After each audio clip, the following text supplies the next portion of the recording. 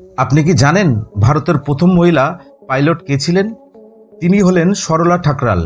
1936 সালে 21 বছর বয়সে তিনি বিমান চালানোর লাইসেন্স পান।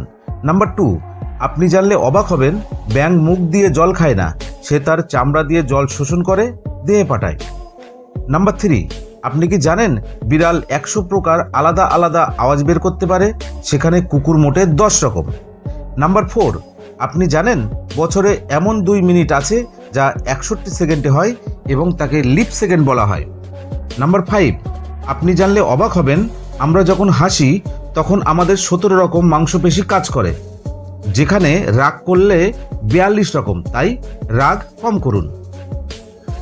আপনি কি লক্ষ্য করেছেন আমরা বেশিরভাগ সময় মাছি মারতে সক্ষম হই না?